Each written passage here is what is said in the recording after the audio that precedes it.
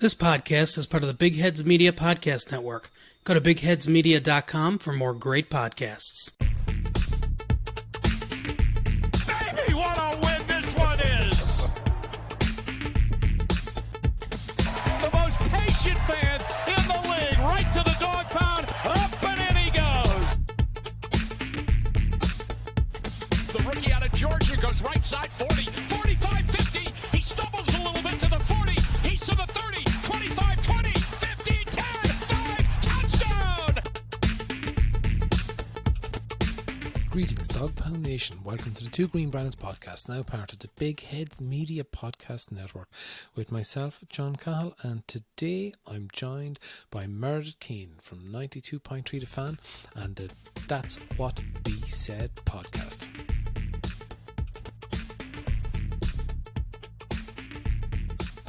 Welcome to the show, Meredith Kane. Meredith, how are you today? I'm doing great. How are you doing? I am fantastic. Delighted to have you on. It's been a little while in the making. I've had some scheduling issues the last few weeks, but anyhow, delighted to have you on. First of all, Meredith, I'd love to have a chat to you about your role and about the role you have with 92.3 The Fan and with the Browns themselves, and about media in general. Tell us how you got into the role and the journey you've had to get into the area you're in. So radio was actually kind of an accident. It was never a life plan for me. It was never something that I wanted to do. I actually started when I was a freshman in school in university. America would call it college, but I know the rest of the world refers to it as university. So when I was a freshman at my university, I was actually an astrophysics major. Wow. Because I had these grandiose plans of wanting to get into some STEM field. But it wasn't anything that really engaged me or interested me. So I started looking at other options. I wound up switching over to being a music major because that was just one of the things that I've done my entire life. I come from a musical family. I've been playing instruments and singing since I was a little kid. And sorry, my cat's like, she wants to get involved. She does this when we record our podcast too. Like, I don't know if people listen and they hear bells in the background, that's my cat getting in my microphone. So that might happen. But yeah, I was doing music and I was enjoying it. And my dad kind of convinced me to add on a second major because he was just like, I don't know what kind of career you want to be as a musician. You have to be world class to really make a decent living at it. So just do something for me and add something else. So I added multimedia journalism on top of that. And so I was working at a public radio station. I hosted an afternoon drive program doing jazz, and I did some production work behind the scenes. And I was also helping run the radio station as a staff head in the traffic and production departments. So I was doing that while I was in school. And then when I graduated, one of my hometown radio stations flipped over to sports. So it was WJFK 106.7, which is in Washington, D.C. And they switched to 106.7 The Fan around the time I graduated from college. And I didn't know what I wanted to do. And my mom kind of sent me this job opening and was like, hey, you like sports and you're doing radio and you're graduating in 6 months. Find a job. So I emailed the program director, introduced myself, told him like, hey, I'm going to be graduating in May. I'd love to know what kind of opportunities you have. And then a few months later, emailed me back, called me in for an interview, and I got a job part-time there. And then I was working there part-time for about 6 months before I got a full-time job in the business department. And I wasn't happy because it was numbers and spreadsheets and things that I don't like doing. And so I wound up going over to SiriusXM, becoming an associate producer over at SiriusXM for College Sports Nation and for PGA Tour Radio. Did that for 3 years, went down to Nashville, worked for the ESPN affiliate in Nashville for a year. Didn't like it. Didn't like living in Nashville. Didn't like, just didn't like a lot of things about it. And then there was an opening up at 92.3 The Fan up in Cleveland. So I called the program director, introduced myself, kind of gave a quick rundown of my resume and said, hey, what have you got? And he said, give me a few weeks, I'll have something. So sure enough, a few weeks later, called him back, said, "Hey, do you still have a job?" He said, "Yeah, if you come up to Cleveland, I've got a job for you." So that's how I wound up in Cleveland. And I guess that's it's a really boring way of my resume for the past like 10 years. That's a pretty awesome resume. There's a couple of things we will go back to the theme of women in sports journalism and sports in general a bit later in the pod. We have some things to discuss around that. Second thing I want to quickly pull you up on, Nashville. You didn't like living in Nashville and you moved to Cleveland over Nashville. So here's the thing. So I was born and raised in Washington, D.C., which is very much so a tourist trap. And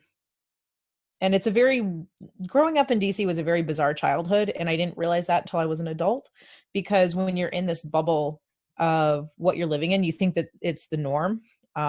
But living in the nation's capital, there's so many things that are totally, totally abnormal, and you just don't realize it. Things like museums and parks are always free because they're owned by the Smithsonian system, or the Smithsonian Institution. So anything owned by the Smithsonian is usually free.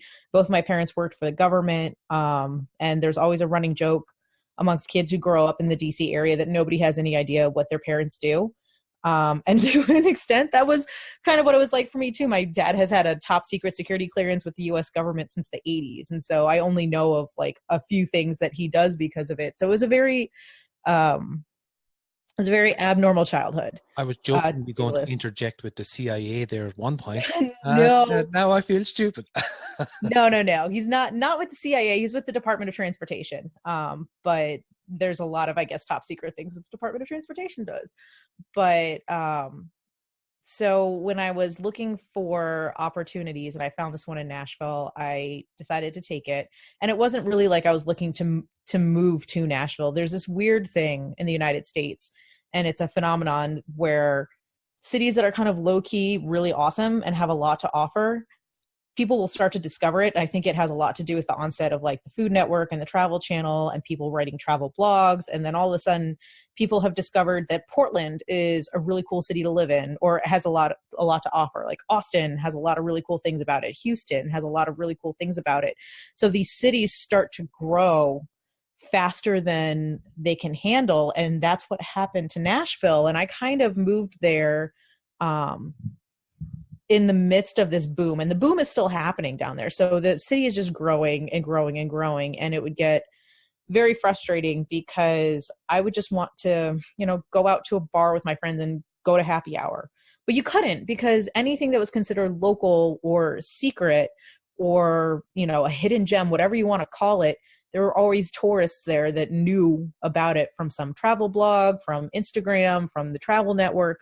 So, you couldn't just go somewhere and get breakfast because there'd be a line out the door and around the corner. You couldn't just go somewhere to get drinks for happy hour because there'd be tourists out the door around the corner. Nashville's one of the top cities in the country for bachelorette parties. So you literally can't go anywhere without woo girls all around you. So that was sort of a part that was just getting very frustrating to me, was that I felt like I was just stuck in this purgatory of tourism, and I couldn't stand it anymore. And I was just like, I need to go. I was like, I need to find a good sports city, because as awesome as Nashville is, and as much as they like to make you believe, people only cheer for the Predators and the Titans when they're winning. And then that's all they have down there. They've got the Preds, they've got the Titans. They have a lot of college football fans that'll cheer for Alabama, LSU, and Tennessee. Those are the three big colleges three big fan bases for college football down there. But it's not a great sports town. So for what I wanted to do, it wasn't really a good place to be. And Cleveland is, in my opinion, one of the best sports cities in the country. And I have roots here. My dad was born and raised here before he moved to DC and met my mom. So I still have some extended family out here. So when I was going through and looking at what jobs were available and I saw something in Cleveland, I was like, you know what? Why the hell not? Like, I have family there. It's much closer to home because Nashville to DC driving is about 12 hours. Cleveland to DC driving is about 6.5. So it was much closer to home. It was familiar for me because I visited this place nonstop growing up because it's where my grandparents lived. It's where all my cousins lived. So, I mean, I still have family here. And so that was kind of the thought process it's a city that I'm familiar with, and it's also for my career, a great city to move to. So when a job became available, I jumped on it, and I moved here 3 years ago, and I've absolutely loved it. Like, have not regretted a single thing that I've done since I've gotten here. Excellent. And just for perspective, you can drive the length of Ireland in about 5.5 hours and the width of Ireland in about 3 hours. So yeah. Yeah. So when I was at the Fan in DC, we had an intern um, who was from London, and she was so excited to be in America for the summer, and she wanted to do everything that was American. So she insisted on going to Hooters for her birthday, and we tried to tell her it was a really bad idea. And she didn't believe us, and then we got there, and she's like, "Oh my God, what have I done?" And we're like, "We told you, Hooters is trash." And so she was always trying to think of these different things to do that felt very American while she was here, because she was here for 3 months and wanted to find these opportunities. And she was like, "Oh, Las Vegas sounds like a lot of fun. Can we do a weekend trip to Vegas?" And I was like, "No, you can't." And she was like, "Why not?" And I'm like, "Flying from DC to Vegas is roughly 5 hours." And her jaw hit the floor. She's like, "No, it's not." Because she initially wanted to do a road trip, and I was like, "It's going to take 3 days of driving. If you want to drive from Washington D.C. to Las Vegas, Nevada, it's at least 3 days worth of driving." And she didn't believe me. She looked at the map, and it's thousands and thousands of kilometers. And I was just like, "I told you." Yeah, we just don't, as a, like, between the UK and Ireland, we don't get the landmass. So even if you're in the UK, if I want to get to the UK in the morning, I can drive to Dublin, hop on an airplane, 30 minutes be in London, 40 minutes be in London on an airplane, so it's kind of like it's even just the scalability sometimes we just don't get. Yeah, I studied abroad in London my senior year in college, and we all had tube tickets for the length of our stay. And one of my classmates lost hers, so she had to buy an Oyster card to replace it. And she was just like, "I could go to Germany if I feel like it." Yeah. We're like, like, you can take a train to Germany? That's so, like, it's such a like, you can't take a train to a foreign country from here. I mean, I guess you could kind of get to either Canada or Mexico, but to cross the border to either country, it's pretty much in a car, and you have to go through border control. So it was such a bizarre thing to me, because that was one of the things my classmates, she never did go to Germany while we were there, but that was the running joke, was, "I can go to Germany if I want to." It's a rite of passage nearly in Ireland at this point. The phenomenon of interrailing is where you get your interrailing ticket for the summer, and you just go hop on trains and go to every city in Europe, and then just fly home or get the train home. It is actually that simple. Anyhow, Meredith, what I'd love to get you chatting about is, first of all, is Cleveland media, and I suppose just to give you a sort of a perspective from the outside looking in, I suppose from where I sit. There's a couple of different aspects to the media. I particularly was very insulated towards, like, say, I would view there's three spheres of media that I engage with. I would say Twitter and social media. I'd say, like, the beat writers that we have in Cleveland, and a new horizon for me has been the radio, like local Cleveland. I only figured out 2 or 3 weeks ago how to use an international radio app to get 92.3 The Fan. Yeah, so that's on the radio.com app. I don't think that it's We don't get radio.com here. We can't use the so radio.com. you can't even download the app? Yeah, well, you can download it, but then you can't use it. It doesn't. It's That's like so crazy. It's an area thing. But I found a way around it. I won't get into discussing it because I don't know how Okay. may or may not be. But anyhow, so what I found is that, like, a lot of people, like, say, working in not working, and a lot of people say on social media, the majority of people on social media and the majority of people involved in creating content and stuff, especially for the Browns, are much like myself, people in their bedrooms, people with an opinion, people with a voice and a Twitter handle. Yeah. Then you have people who work in the buildings, you have people who work for organizations, and it's a bit of a double-edged sword, I find, because, like, for someone like myself, I have absolutely no restrictions in what I can say and what I can do. And, for someone in your position, or people coming from inside buildings who obviously know stuff that's going on and have actual information, two very, very different worlds we exist in. And I find that dichotomy fascinating, because some of the people I follow on Twitter and some of the social media content I follow are from really, really, really good people who have very, very good insight into certain areas. But the majority of it is not that. and to filter through it is a huge issue. As someone that works on the other side of the fence looking in, that has to be frustrating sometimes, to look at people, all the magical, weird and wonderful takes that come out, and from someone sitting on the other side of the fence who has to work by the rules and work by what's going on in the real world. It must be frustrating to look at and have to decipher sometimes.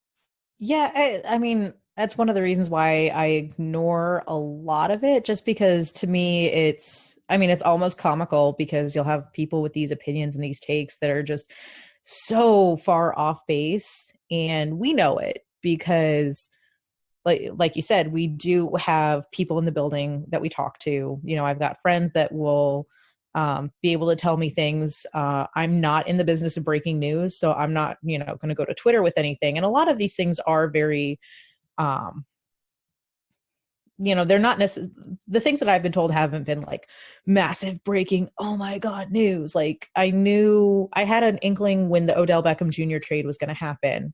I didn't have anything confirmed, but from what it sounded like it was pretty much going to be spoken into existence.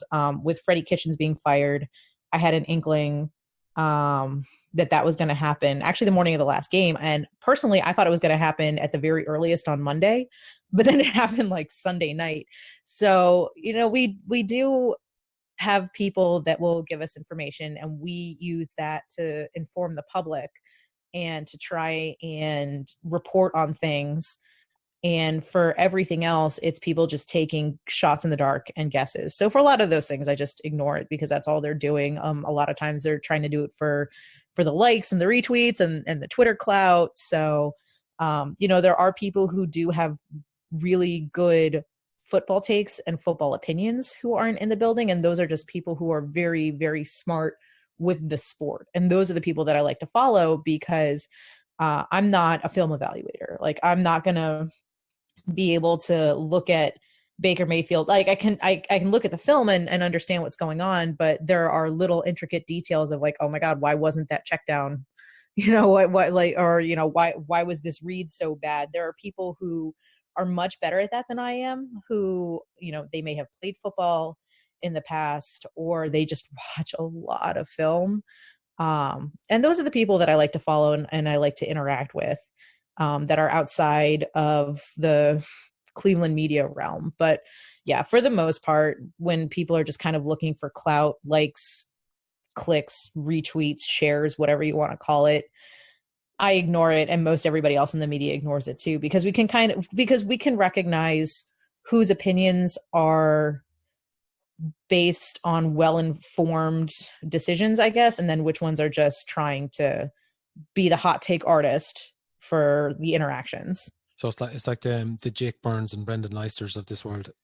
Yes, those are, yeah. So Jake has been a little bit in and out of the media. He was with Cleveland.com for a little bit, but now he's independent, and he's doing his Browns Film Breakdown podcast. But yeah, he's one of those people that immediately comes to mind when you talk about brilliant football minds, and of somebody who's not necessarily in the building and not necessarily someone who has friends in the building to give them information or to talk to them or to tell them what's going on. So like those are the types of people that, I find a lot of value in on the social media side. Indeed. Quickly on the radio front, so as I said, I'm much a newbie to Cleveland radio. I have to be honest. I do get quite the opportunity at the moment. I seem to be free during the day when Ken Carman and Anthony Lima are on the radio, so I do get to listen to a bit. One quick question: how, like, I must send you some clips of Irish radio or something to see how the difference. The advertisements that you have to go through on the radio are unbelievable. There are so, now this is an outside perspective looking in. There's so many adverts. Is that typical? On American radio? Yeah, I would say so. Because one of the things, at least when I was in London, I noticed a lot of the shows on like the BBC and stuff would have the commercials at the end. So for a half-hour program, you'd have 22 minutes of content, and then you'd have the 6 to 7 minutes of commercials at the end. Whereas in America, it's filtered throughout the broadcast. And so Yeah, I mean, at least in my experience working in radio, depending on how much is being sold, commercial breaks can be anywhere from 4 to 7 minutes. Wow. And those happen, every 12, at least for the clocks that we have at 92.3. You see my cat's tail back in front of the camera. Sorry. But yeah, in terms of like our clocks on 92.3, our commercials happen every 12 to 15 minutes. And depending on the time of year, depending on what's been sold, commercial breaks can be as short as 4 minutes, as long as 7 minutes. Now, 7 minutes is not typical. That's on the very, very heavy end. But in terms of what we have on 92.3, that's pretty typical of American radio in general. If you're listening to a radio station that does not have a lot of, well, if you're listening to NPR, it's not going to have commercials, period, because it's public radio.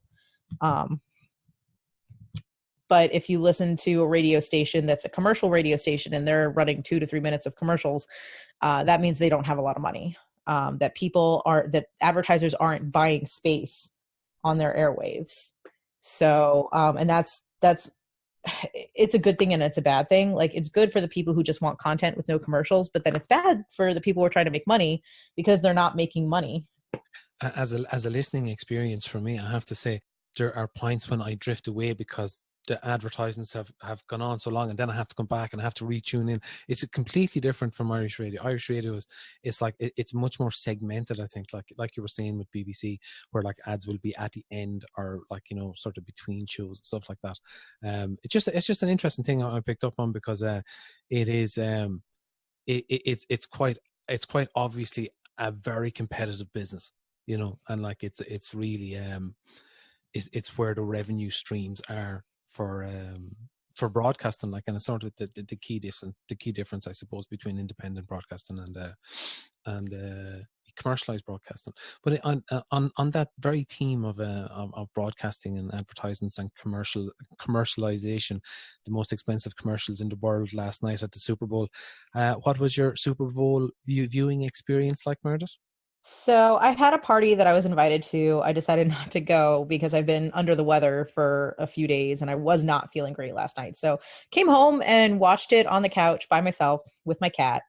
And honestly, I don't get the opportunity to watch football at home from my couch very often because I work on NFL Sundays. So it was actually a great experience to be at home, be on my couch. I'm like in my sweatpants and my glasses, kind of how I am right now, the way we're talking. I just, I didn't have to worry about looking good or feeling good. I could just, sit on my couch and eat wings and enjoy the football, on my own terms. So it was actually kind of awesome because I haven't been able to do that kind of thing for years. Because the past few years I have gone to Super Bowl parties, and when you go to parties, you want to, I wouldn't say get dressed up, but you have to look human for lack of a better term. So, I'm not going to show up with, messy hair, glasses, no makeup kind of thing. So it was really nice to not have to worry about what I looked like, what I sounded like, how I cheered, how I enjoyed the game. Cause there are some people who are very policey about how sports are enjoyed. Like if you're on your phone a lot, people will call you out for it. If you're not paying attention in a certain way, and it just gets kind of annoying. So I'm like, okay, if I want to be on my phone and complain about these dumb commercials, I want to be on my phone and nobody's going to stop me and nobody's going to, give me a hard time for it. So it was really, really nice to just be on my couch. And, throughout the game, I'm texting friends and, we're talking back and forth on Snapchat and text message and stuff like that. So it didn't necessarily feel like I was by myself because I was still interacting with people, but it was just virtually interacting while I sat on the couch eating wings and trying to keep my cat from stealing my wings. That's most importantly. And the game itself as a spectacle, how did you find that, Meredith? I thought myself it was an excellent game to watch, great viewing, and probably played out pretty much the way a lot of people thought. Well, with the result going either way, it was a close game until the last quarter, really. From a purely football aspect of the game, I think it was probably one of the better Super Bowls in a long time, just because there was a moment where everyone thought that it was over, the Chiefs were done, that Patrick Mahomes is a fraud, and then all of a sudden you've got some bizarre play calling from Kyle Shanahan. You've got the Chiefs going on I think, what was it, a 20 or 21 point run unanswered completely. You have Jimmy Garoppolo overthrowing. And then there was that one weird OPI call on George Kittle at the end of the first half. So there were a few weird things, but the entire time you have this moment where you definitely think it's going to go the 49ers way. And then Patrick Mahomes just lights up and does what he does best. So it was exciting. And, it was some of the best football in the Super Bowl that I've seen in a few years. So I thoroughly enjoyed it from a football aspect as well. Yeah, it was a great spectacle. Listen, last night now myself, I went over to a friend's house. There was 3 or 4 of us just settled in to watch the game for the night with pizza. Great experience. As I said, the time difference here is a bit of a pain in the ass. So it was like 20 to 11 in the PM for kickoff, and it was more or less 3 o'clock in the morning when it was finishing up. So that kind of it does take a little bit of stamina to stay going and get through it.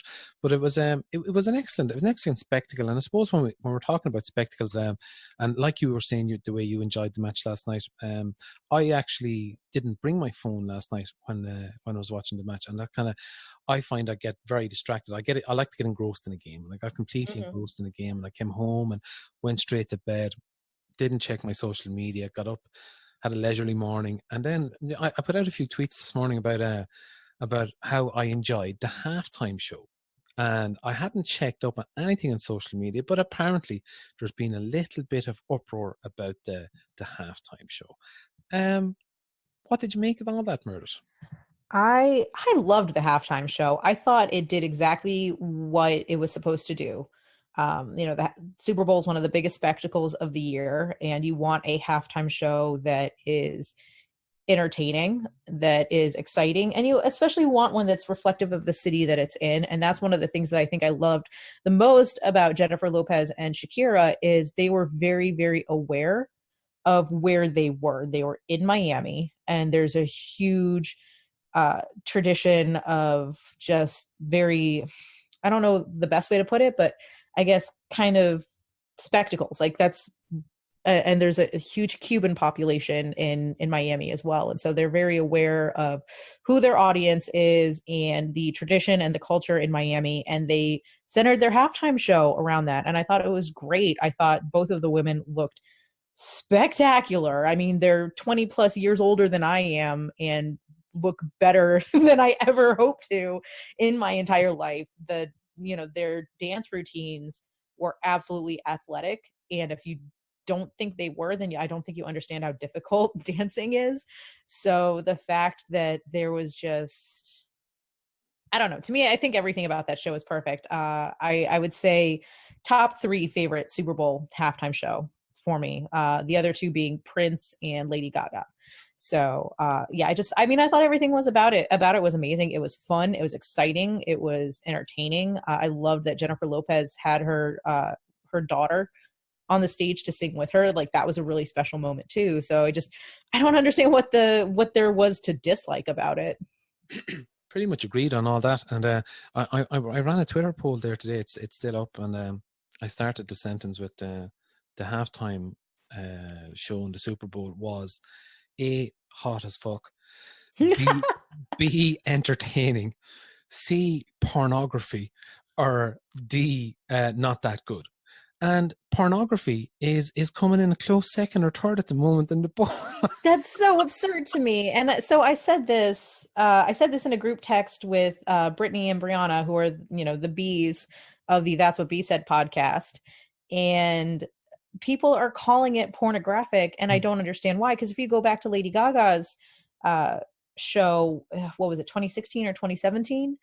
And I would say that the outfits that she wore were equally as revealing as the ones that Shakira and J-Lo wore last night. And no one was accusing Lady Gaga of being pornographic. So I don't understand why people are saying that or where they're coming from. I mean, if they're saying that because Jennifer Lopez did 25 seconds of pole dancing, which, by the way, I have a friend who convinced me to go to pole dancing classes at one point.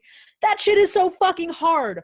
Oh my God. Like, I always consider myself to be someone who's in good shape. I, worked in a gym as a trainer for a while, and then you go to these classes where you learn these pole dancing moves, and I couldn't move for 3 days afterwards. So, I mean, pole dancing is an art that can be a sport in and of itself. The actual dancing that they did, and plus they did that in heels. Like I can barely walk in heels, and they were able to do those types of dances in heels. So I don't know. I just don't understand where they were coming from in calling it pornographic, whether it was because Jennifer Lopez did, oh my God, 20 of a 14-minute show, 20 seconds of it were on a pole. That doesn't make it porn. And if you're talking about the outfits, like I said, if you go back to Lady Gaga, you know, she wore equally revealing outfits and nobody accused her of being pornographic. So I don't understand where that take is coming from and why it's become such a thing and where it got its legs from, because I would not have considered that show in the slightest bit pornographic at all. Well, of the three guys watching it at the time, one of the guys I was watching the match with last night is a professional rugby coach. At one point he stopped and went, "Oh my God, look at that." And like as the lads were there, we thought, like, you know, he was referring to the scantily clad ladies that were dancing around the place, but he was referring to Jennifer Lopez's ability to cling on to the pole. And he was like, he was remarking on the fact, he said, the muscles that takes. And then he was Googling, and he's like, that woman is 50 years of age. That woman is 50 years of age, and look at what she's doing. And like from a purely athletic point of view, he was breaking down the pole dancing.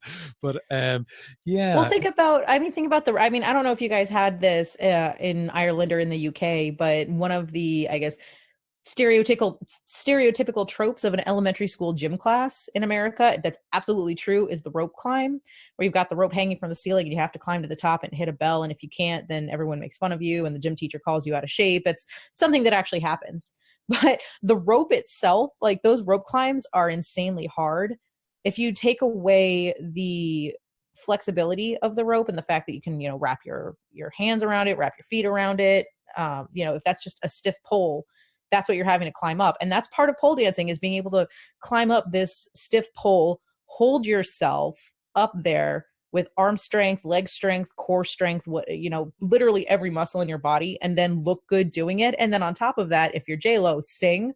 I don't know. I feel like anyone who thinks that pole dancing is a form of porn should go and try it themselves. Cause I was probably 24, 25 years old, I think, when my friend convinced me to do a pole dancing class, and, you know, being mid-20s in really good shape, you know, working out 6 days a week, to have that one exercise cripple me for 3 days, like that tells you how hard it is. And the highlight of the day today really being on Twitter has Brittany getting into arguments with actual Dales. Actual Dales, getting into actual Dale arguments on Twitter. I know. I haven't gotten a chance to look through it because I've been relatively disconnected today. I took the day off because I haven't been feeling well. You know, most people say that the Monday after the Super Bowl should be a holiday.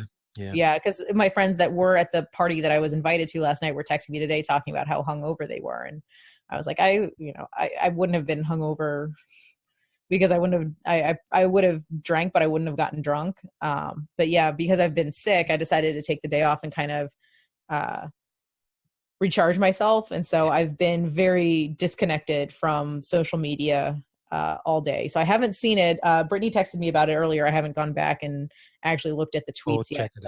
Check it out. I'll be the first thing that I do when we're finished here. I actually cried tears. Oh my goodness. But we move on to some actual Browns news today, Meredith. We appear to have hired a defensive coordinator. Well, I don't know whether that's been made official or not, but there's a lot of noise around Joe Woods really being confirmed as our defensive coordinator, and Fred Pajak, I'm not sure how to pronounce that, to be honest, as a linebackers coach. Apparently has a lot of pedigree from Ohio State, and linebackers coach and former defensive coordinator, a very good long CV there. So the hires look like they're coming together.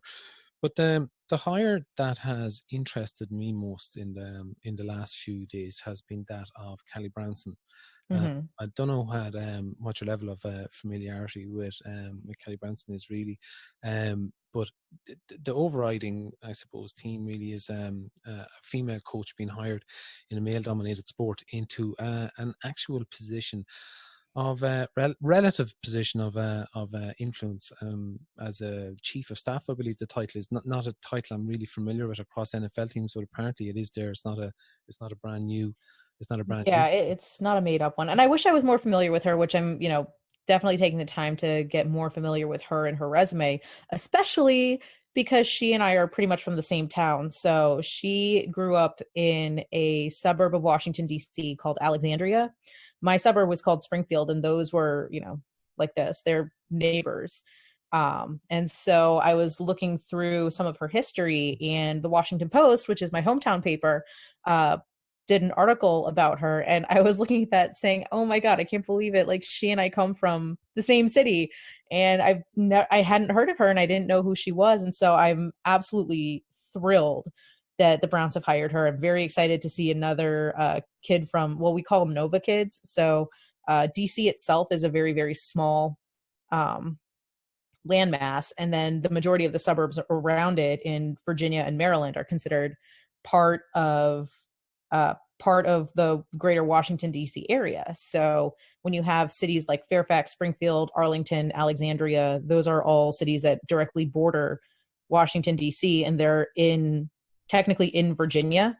And it's the region is called Northern Virginia. And so everyone refers to it as just Nova. So when I saw that she was from Alexandria, I was just like, oh my gosh, a fellow Nova kid. So that's a very long explanation of, I'm sure people don't really care about, but it's a very long way of saying that Callie and I are from the same area. So I was very excited about that. And just with regards to the hire, Meredith, there's it's been a long journey really for women in sports, and like even like from your own experience, like I'm presuming you're in a male dominated area. Yes. Like I'm the only woman at 92.3 The Fan. Yeah, no, and that's kind of what I was alluding to. In my own area of work, I work in disability sector with people with autism. I'm the only male manager in a team of about 20. So I'm a bit of a so it's like opposite for you. But like with regards like women in sports and to be like the fact that we're talking about it, I suppose even now is a positive, but in some ways it's a negative, like, because we're still having to not so much make allowances, but like people reacted, I think, very oddly to this hire. I think a lot of people reacted in a sort of a way that was like not really judging this person on their merit and judging it as a sort of a token hire. Yeah, is, I think, what the term you're looking for. Yes, I think so. Yeah. I don't see Callie as a token hire for the Browns, because what she is doing is almost identical to the role that Kevin Stefanski was hired in with the Minnesota Vikings to start out.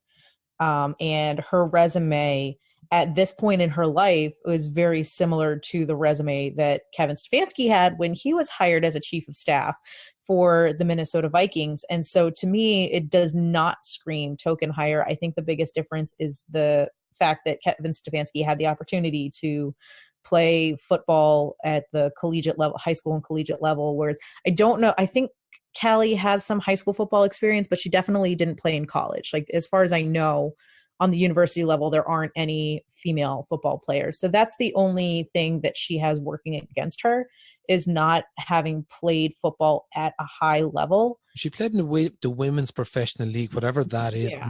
I'm not familiar with that, but I know what you're saying. There's no channel from high school, college to progression. There's no chain. Exactly. So, but that was one of the reasons why I was very excited about the hire, because I think when it comes down to it, every head coach and every NFL team kind of has a different role. Like, you do have teams like the 49ers where Kyle Shanahan is responsible for a lot of the play calling, but then you can look at the Patriots, which is another very successful NFL team, and Bill Belichick isn't much of a play caller. He's more of a game manager. So depending on the talent that you have on the team, the structure that you have within the organization, and just what the team needs, head coach means something different from team to team. And I think the fact that Callie is coming in a similar role as Kevin Stefanski and hopefully looking to work her way up into a coaching role, I think that is a huge step forward and a huge positive, because she's given the opportunity to learn the game at the highest possible level. And I have no doubt in my mind that she has the skills and the ability to become a coach one day if she wants to, or even move up into these coordinator positions, because she might find her way onto, maybe 10, 15 years down the road, she might find her way onto an NFL team that says, okay, well, we're looking for more of a game manager. If you have people in mind in terms of offensive coordinators, play callers, coordinators, defensive coordinators, hire that staff around you. You can be the game manager, and she can still be a very successful head coach. And I think that a lot of people get kind of bullheaded about it of, oh, well, you have to have played in order, to know anything about the game. And it's like, well, okay, Dale, have you ever played football? But you're sitting here, shouting about a slant screen on 3rd and 20. So, I mean, you clearly know that that's a bad play, but you've never played football yourself. And Callie has played, and she's interned with the Bills. And now she's starting in what seems like it's a relatively administrative role with the Cleveland Browns, but she is working in football at a high level. And so I'm very excited for her. I'm very excited for her future. And I'm really excited that the Browns have brought her on, because from what I know of Andrew Berry and Kevin Stefanski, they are not the type that are looking at this saying, okay, let's hire a woman because we want to shake things up. They're looking at this saying, okay, this is a role that we want. This is a role that we need filled. Who out there is the perfect person for this role? And I'm sure they looked at a lot of different people and a lot of different resumes, and they landed on Callie and decided that she was the perfect fit. And so I don't believe it's a token hire. I'm sure a lot of the Dales think that, but she's got the knowledge, she's got the skill, and it's not like this is her first job in the NFL. It's not, because she had interned with the Bills previously. So I'm very, very positive and very excited about this hire. I think it's a fantastic hire on the Browns, not just because she's a woman, but just because of her past experience and what she is being brought in to do. So I think that that's really what I'm very happy about. Yeah, and much the same. I said, and normally when we make these hires, I go straight onto Google and just make sure I know who the person is, what they've done, look at the resume, and see what has been in their past. When I did that with Kelly Branson, I was quite happy to see what the role was and her experience for that role. And I made a tweet basically saying, sent a tweet saying how happy I was with the hire and blah, blah, blah. Within seconds, the negativity. You got attacked, didn't you? One of the things, like someone actually said, how dare you have a positive opinion about a woman? No, but not even that. Like what it went immediately was she looks like a dude. She looks like a man. Like that is literally where it went to immediately. That's the most annoying take ever. Because here's the thing: who cares? Who cares who cares if she looks like a football coach? Yeah, who cares if she looks like a dude? Or because here's the thing: is that if she had perfect hair and perfect makeup and waltzed in on day one in high heels and designer handbag with her hair and makeup fully done up, people are going to take it serious. Yeah, she wasn't going to be taken seriously. So and I think that's going to be an uphill battle for her for the rest of her life, where it doesn't matter what she looks like, whether she looks like a stereotypical male, whether she looks like a stereotypical female, or some, gray area in between. She's always going to get criticized for her looks. And I think that's absolutely absurd and absolutely ridiculous. Because to me, it doesn't matter what you look like, as long as you know what you're doing and you're good at your job. That's all I care about. So I don't care if she looks like a Kardashian. I don't care if she looks like Justin Bieber. It doesn't matter to me, as long as she does a good job, and I have all the confidence in the world that she will. And I really wish that that's the way the world operated. And unfortunately, I mean, I'm kind of jealous of her haircut too. I wish I could pull that off. Yeah, it's actually, it's kind of a cool cut. It's like not a million miles away from my own. Uh, just checking out there. But anyhow, I said yes. It is. It's exciting times, I think. And I said, breaking glass ceilings and all that kind of stuff. It's stuff that has to come. Someone I've been a bit of a fan of the last year or so has been Katie Sowers in with the 49ers. So like there are women in there. There's the women in the NBA have been making inroads in the last few years as well. Yeah, the Cavaliers, Lindsay Gottlieb, assistant head coach, is a female. Like, I mean, she coached at the collegiate level, and now she's coaching in the NBA. And there was a little bit of a ripple when she was first hired, but quite honestly, since then, nobody's talking about her. There's a lot to talk about with the Cavaliers, but there has been little to no criticism of Lindsay Gottlieb, at least that I've heard. Indeed. Before we go, Meredith, before we wrap up, tell us where we can find all your work and all your and your podcast and stuff. Let us know where you can find all the details. So I do a podcast with Brittany Mollis and Brianna Rust. It's called That's What B Said. It can be found on Spotify and the iTunes store. I believe we're also on Stitcher. Essentially anywhere podcasts are loaded, that's where you can find it. So for us, again, that's been a passion project of mine that I've been working towards for years.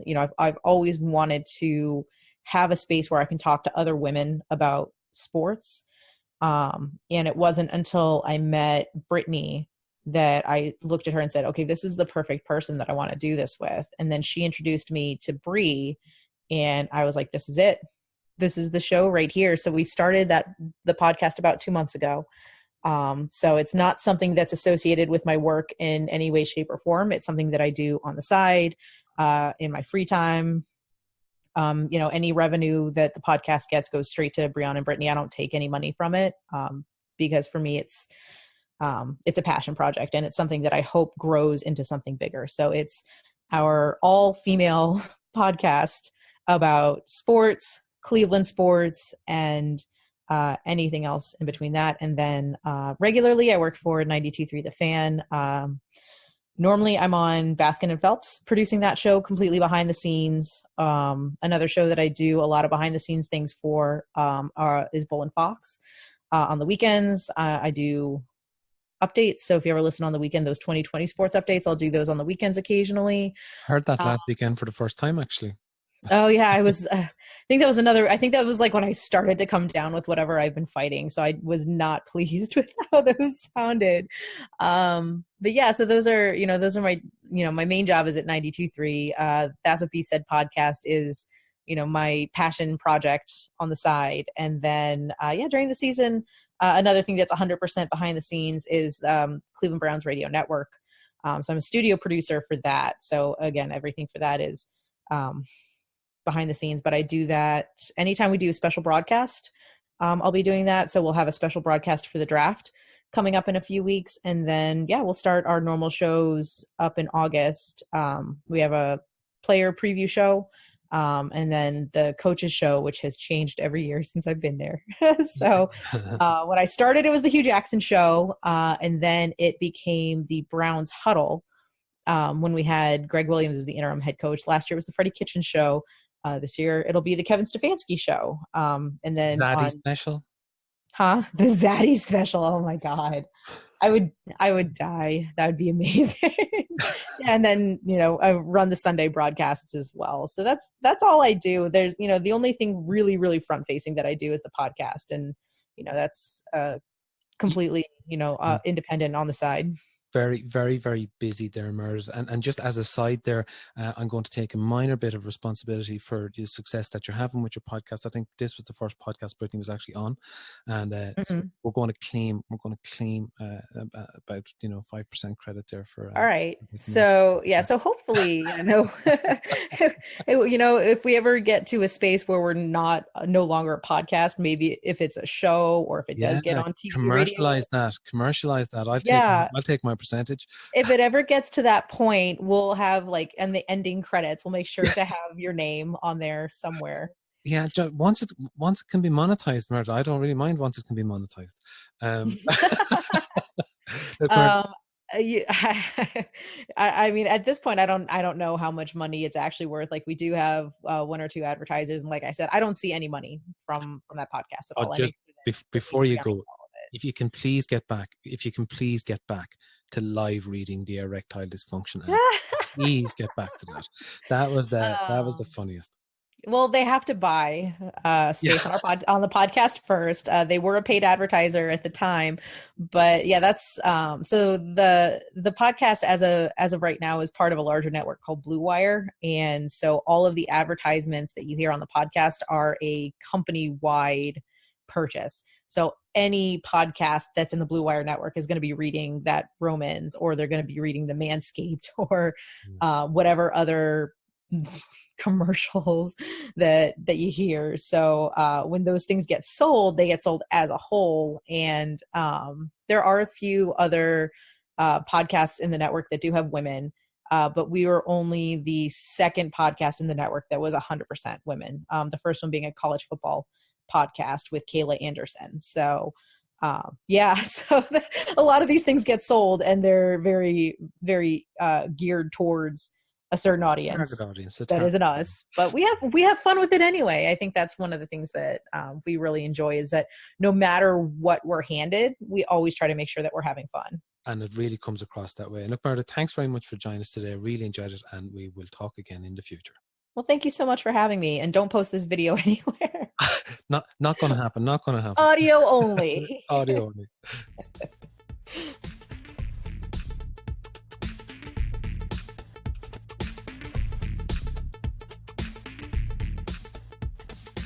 That'll do it for today's show. Massive thanks again to Meredith for coming on, someone who we've been admiring for a long time, their work on both radio and the podcast front. Delighted to have her on, and really insightful, and great to have a female perspective on the show, and something we will be actively pursuing more of in the future. Thank you very much for listening, everyone. Would be eternally grateful if you would pass on the pod to your friends by retweeting or leave a review. That'd really help us out. Follow us on Twitter, myself at John Cahill and Neil at 2 Green Brands. And until next time, go Brownies.